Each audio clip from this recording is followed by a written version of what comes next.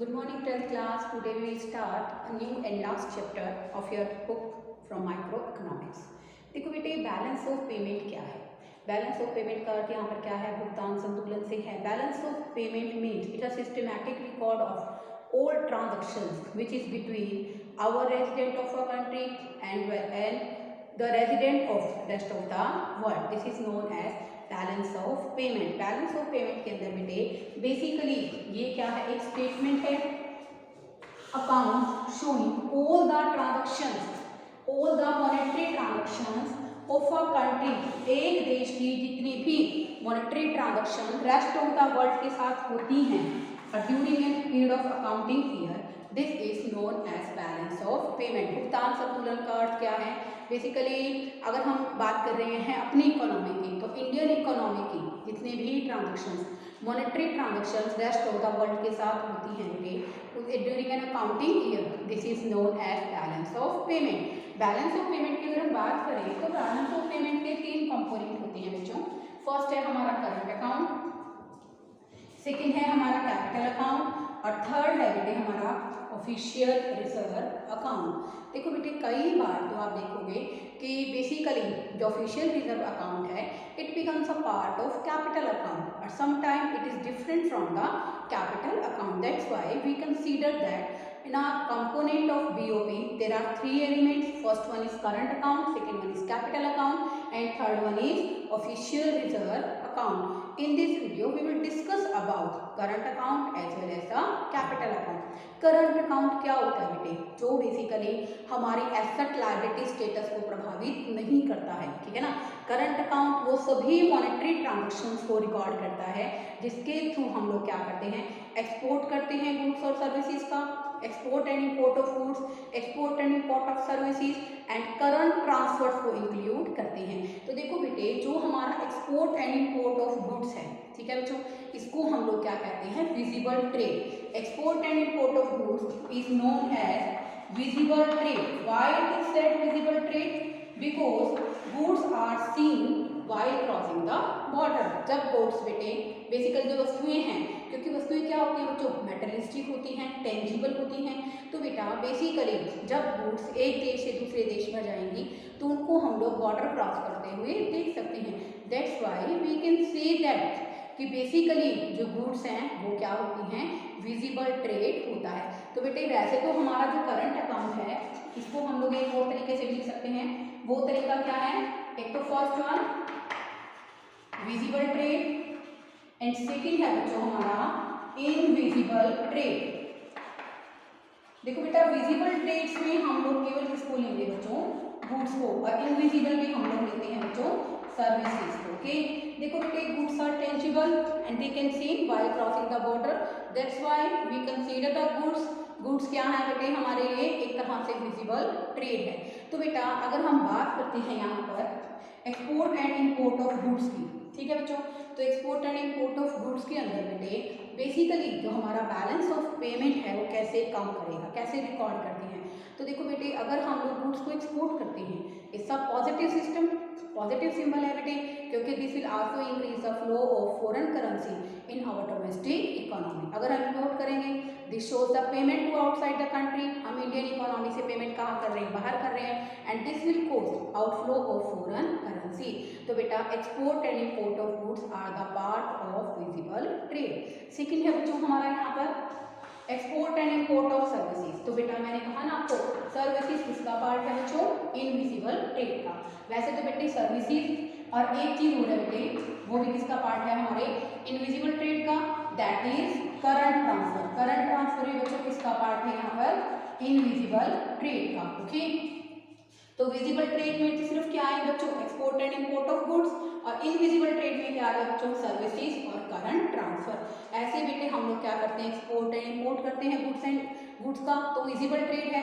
अगर export and import services का करेंगे this is known as invisible trade. Why it is said invisible trade, because services can not be seen while crossing the border. जैसे बेटा banking की है, insurance की है, ये सब क्या है बच्चों सर्विसेज हैं, और इनको हम लोग बॉर्डर क्रॉस करते हुए नहीं देख सकते हैं। तो बेटे हम इसको क्या कहते हैं, इनविजिबल ट्रेड कहते हैं। तो देखो बेटा इसके अंदर कौन कौन सी सर्विसेज आती हैं, सर्विसेज आती हैं बच्चों, फैक्टर सर्विसेज और नॉन फैक्टर सर्विसेज। और जो हमारी फैक्टर सर्विसेज है बच्चों, उसके अंदर क्या शामिल होता है? एक तो होता है बच्चों हमारा इन्वेस्टमेंट इनकम। क्या शामिल होता है बच्चों? Investment income.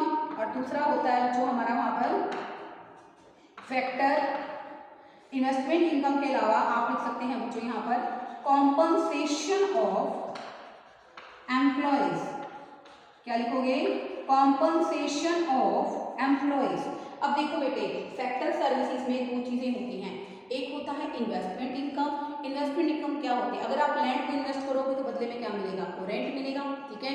कैपिटल को इन्वेस्ट करोगे बदले में क्या मिलेगा बच्चों? आपको क्या मिलेगा कैपिटल के बदले में? Interest.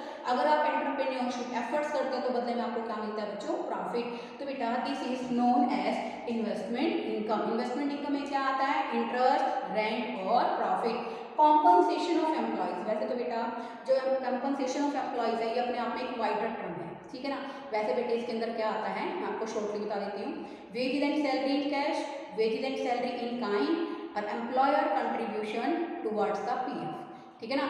Social security contribution by the employer, ये तीनों चीजें बेटे जुड़ती हैं तो क्या बनता है? Compensation of employees. लेबर के बदले में क्या मिलेगा उनको? वेजेस मिलेंगे। फिजिकल लेबर करोगे तो वेजेस मिलेंगे, मेंटली वर्क करोगे then you will get the salary. That's why we can say that both are the part of export and import of services. अब वही बात है बच्चों, एक्सपोर्ट करोगे सर्विसेज को तो बदले में क्या मिलेगी हमें? फॉरेन करेंसी मिलेगी। इंपोर्ट करोगे तो then we have to make payment in a foreign currency, okay. अब हम बात करते हैं non factor services. Non factor services में क्या आ गया बेटे? हमारी बैंकिंग है, इंश्योरेंस है। अगर हम इनकी सर्विसेज को एक्सपोर्ट करते हैं और इंपोर्ट करते हैं तो बेटा ये क्या है हमारे ये नॉन फैक्टर सर्विसेज। अब देखिए बच्चों जो थर्ड पॉइंट है बच्चों, ये किसका पार्ट है बेटे? इनविजिबल ट्रेड का। मैंने अभी डिस्कस किया ना, it's also a part of invisible trade. This is known as unilateral transfer. इसको हम लोग क्या कहते हैं बच्चों? यूनिलेटरल, वन साइडेड भी कहते हैं, ठीक है ना, एक तरफा भी कहते हैं। क्यों है बेटा यूनिलेटरल ट्रांसफर? क्योंकि बेटा एक तरफा हस्तांतरण से होता क्या है बच्चों? जैसे जब मान लो बेटा कोई भी रेमिटेंसेस गिफ्ट के रूप में, ग्रांट्स के रूप में होते हैं तो बेटा हम इसको क्या कहते हैं? Unilateral transfer. Unilateral transfer means transfer for free and it is also the important element of invisible trade. It means in short हम लोग क्या कह सकते हैं, जो हमारा करंट अकाउंट है वो किसका हिस्सा है? बैलेंस ऑफ, बैलेंस किसका बैलेंस करेंगे हम लोग? Balance of visible trade plus balance of invisible trade. Balance of visible trade as well as balance of invisible trade, okay. तो बेटे अगर इसको जोड़ेंगे तो ये हमारे पास क्या आ जाएगा? हमारा करंट अकाउंट। अब हम बात करते हैं बेटा कैपिटल अकाउंट की। Capital account means those transactions which cause an impact of asset and liability status of a country in relation to rest of the world। Current transaction से बेटा एसेट लायबिलिटी स्टेटस पे कोई effect नहीं पड़ता है, लेकिन बच्चों जब हम कैपिटल ट्रांजैक्शंस की बात करते हैं तो कैपिटल ट्रांजैक्शंस क्या करती हैं? हमारी एसेट और liability status with relation to किसके साथ संबंधित है? रेस्ट ऑफ द वर्ल्ड, शेष विश्व के साथ। बेटे जब हम लोग ट्रांजैक्शंस करते हैं तो कहीं ना कहीं वो सब ट्रांजैक्शंस क्या करती हैं? हमारे कैपिटल अकाउंट को अफेक्ट करती हैं। तो बेटा बेसिकली करंट अकाउंट में तो हम करंट ट्रांजैक्शंस करते हैं जो import of goods and services से रिलेटेड है, यूनिलेटरल ट्रांसफर से रिलेटेड है। But capital account are those account in which transactions are done and also impact the asset and liability status of a government in relation to rest of the world. Asset बढ़ भी सकती है, कम भी हो सकती है, liability कम भी हो सकती है, लायबिलिटी बढ़ भी सकती है। समटाइम्स एक बात और बताना चाहूंगी बेटे, sometimes there is a confusion in a student of economics. वो कंफ्यूजन क्या रहती है बच्चों को? वो कंफ्यूजन ये रहती है कि मैम अगर वो मान लो बेसिकली कैपिटल गुड्स से रिलेटेड है that will be transaction of capital account. No, goods चाहे कैपिटल हो बच्चों, चाहे कंज्यूमर गुड्स हो, चाहे वो कैपिटल गुड्स हो, चाहे वो वार टाइम गुड्स हो, सारी की सारी जो गुड्स होती है ना बेटे ट्रांजैक्शंस होंगी वो किसका पार्ट होंगी बच्चों? करंट अकाउंट का। किसका पार्ट होगी? करंट अकाउंट का। कैपिटल अकाउंट में हम केवल उन्हीं ट्रांजैक्शन को कंसीडर करेंगे जो हमारी कंट्री की एसेट और लायबिलिटी स्टेटस को अफेक्ट करेंगे। अब हम बात करते हैं what are the components of capital account. First है बच्चों यहाँ पर बोरोइंग्स और सेकंड है बच्चों हमारा इन्वेस्टमेंट। बोरोइंग्स क्या होता है बेटे? बेसिकली उधार लेना रेस्ट ऑफ द वर्ल्ड से। अब देखो बेटा बोरोइंग्स दो तरह की होती हैं। एक होता है बच्चों हमारा बोरोइंग्स के अंदर हिस्सा ECB और एक होता है बच्चों एक्सटर्नल असिस्टेंस क्या होता है, एक्सटर्नल असिस्टेंट, ईसीबी का मतलब क्या है, एक्सटर्नल कमर्शियल बोरोइंग। अगर हम रेस्ट ऑफ द वर्ल्ड से बच्चों एक्सटर्नल कमर्शियल बोरोइंग करते हैं या एक्सटर्नल असिस्टेंस वित्तीय सहायता लेते हैं, बाहरी सहायता लेते हैं रेस्ट ऑफ द वर्ल्ड से, इन दोनों में एक डिफरेंस होता है बेटे। वो डिफरेंस क्या होता है, जो कमर्शियल पर्पस के लिए लोगे उसके लिए जो रेट ऑफ इंटरेस्ट होगा बेटे, वो कौन सा रेट ऑफ इंटरेस्ट होगा हमारा, मार्केट रेट ऑफ इंटरेस्ट। कौन सा होगा, मार्केट रेट ऑफ इंटरेस्ट, जो मार्केट में एट प्रेजेंट प्रेवलेंट होगा। अब हम बात करते हैं एक्सटर्नल असिस्टेंस, ये सहायता के रूप में है। तो बेटे यहाँ पर बेसिकली जो रेट ऑफ इंटरेस्ट है वो क्या होगा, कंसेशनल होगा। कौन सा होगा, कंसेशनल होगा। अब हम बात करेंगे इसके अंदर बेसिकली कि किस तरह से बोरोइंग एक्सटर्नल असिस्टेंस के बारे में मैंने आपको बताया। ऐसे ही अगर बेटे हम लोग क्या करते हैं, बोरोइंग करते हैं रेस्ट ऑफ द वर्ल्ड से, पहले तो आपको डिफरेंस पता चला ना बच्चों कि एक्सटर्नल कमर्शियल बोरोइंग क्या होती है, जो बेसिकली कमर्शियल पर्पस के लिए होती है और इस पर market rate of interest imply होता है। और एक्सटर्नल असिस्टेंस पर कौन सा होता है बच्चों, कंसेशनल रेट। ठीक है, concessional rate of interest will be charge on external assistance. Okay, अब हम बात करते हैं कि borrowing from rest of the world increases our liability. अगर हम बेटे रेस्ट ऑफ द वर्ल्ड से उधार लेंगे तो हमारी लायबिलिटी बढ़ेगी। It shows a credit item, क्योंकि हम इसको क्रेडिट साइड पे क्यों शो करेंगे, क्योंकि जितनी भी रिसिप्ट्स हैं वो सब क्या होती हैं बेटे, क्रेडिट होती हैं। ठीक है बच्चों, ऐसे ही बेटे lending to rest of the world, अगर हम शेष विश्व को उधार देंगे बेटा तो वो हमारे लिए क्या है, डेबिट आइटम। क्या है, डेबिट आइटम, क्योंकि सारे एक्सपेंसेस और बेसिकली जो आउटवर्ड फ्लो है फॉरेन करेंसी का वो सब क्या कहलाता है बेटे, यहाँ पर बेसिकली डेबिट कहलाता है। अब हम बात करते हैं इन्वेस्टमेंट। इन्वेस्टमेंट दो तरह की होती है, एक है बच्चों यहाँ पर पोर्टफोलियो इन्वेस्टमेंट और दूसरी है बच्चों हमारी FDI, foreign direct investment. Portfolio investment क्या है, investment by the foreign countries, investment by the foreign investors in our domestic companies is known as portfolio investment. Portfolio investment का दूसरा नाम क्या है बच्चों, फॉरेन इंस्टीट्यूशनल इन्वेस्टमेंट। ओके, यहाँ पर बेटे पोर्टफोलियो इन्वेस्टमेंट और एफडीआई में डिफरेंस क्या है। एफडीआई क्या है, refers to the investment done by the foreign companies या foreigners and it will also cause a transfer of ownership. Ownership क्या हो जाती है, ट्रांसफर हो जाती है बेसिकली डोमेस्टिक कंपनीज की फॉरेन गवर्नमेंट को चली जाती है। क्योंकि बेटा जब भी किसी देश के अंदर 50% से ज़्यादा शेयर दूसरे देश के लोग खरीद लेंगे तो ऑब्वियसली बेटे ओनरशिप उनको ट्रांसफर हो जाएगी। तो बेटा यहाँ पर जैसे वॉलमार्ट है, इंडिया का सबसे बड़ा रिटेल स्टोर है, लेकिन बेटे उसकी ओनरशिप क्या हो गई है, ट्रांसफर हो गई है। अब हम बात करते हैं there are the 3 other components. First है यहाँ पर हमारा, फर्स्ट है बच्चों हमारा यहाँ पर एनआरआई डिपॉजिट, दूसरा है बैंकिंग कैपिटल और तीसरा है बच्चों short term credit. NRI deposit क्या होता है बेटे, जो NRI non resident Indian also remittances money to combat या to solve the problem of financial needs of their people of their person. बेटे बेसिकली क्या करते हैं, जो एनआरआई है नॉन रेजिडेंट इंडियन है वो भी क्या करते हैं बेटे, अपने पेरेंट्स के फैमिली एक्सपेंसेस को बोन करने के लिए फॉरेन कंट्रीज से क्या भेजते हैं, फॉरेन करेंसी भेजते हैं। तो बेटा it's a part of capital account या current account, it's a part of current account. लेकिन बेटे जो एनआरआई है बेसिकली वो इंडियन इकोनॉमी के अंदर डिपॉजिट कराते हैं, it's a part of capital account.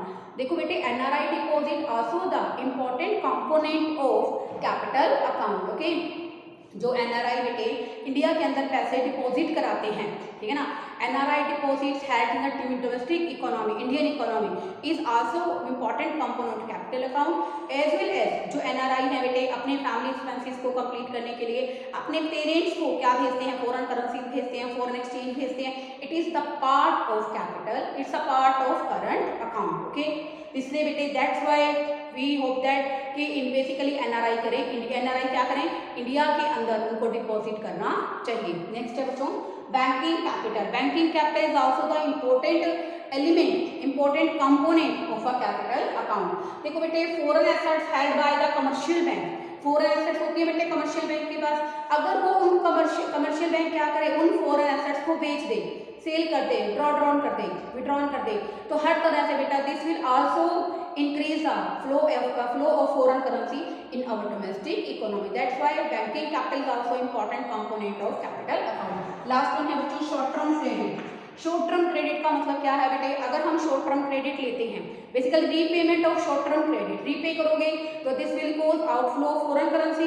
Okay, जब हम शॉर्ट टर्म क्रेडिट हमें मिलता है this is a part of, इसके कारण क्या होगा बेटे, फॉरेन करेंसी का डोमेस्टिक इकोनॉमी के अंदर इनफ्लो बढ़ जाएगा। तो देखो बेटे, कैपिटल अकाउंट में दो मेजर एलिमेंट यही है बच्चों, बोरोइंग फॉर इन्वेस्टमेंट। अगर आप बोरोइंग्स करोगे तो लायबिलिटी बढ़ेगी, इन्वेस्टमेंट करोगे तो आपकी एसेट्स बढ़ेंगे। तो बेटा इसके अंदर क्या है कि कैपिटल अकाउंट में वही ट्रांजेक्शन रिकॉर्ड करते हैं जो हमारे देश के निवासियों की ट्रांजेक्शन होती है, जिसके कारण बेटे हमारे एसेट और लायबिलिटी स्टेटस में क्या आता है, चेंज आता है। This is known as capital account transactions. बेटे इस वीडियो के अंदर मैंने आपको करंट अकाउंट, पीओपी और कैपिटल अकाउंट के बारे में बता दिया है। In next video we will discuss the further. Okay, thank you student.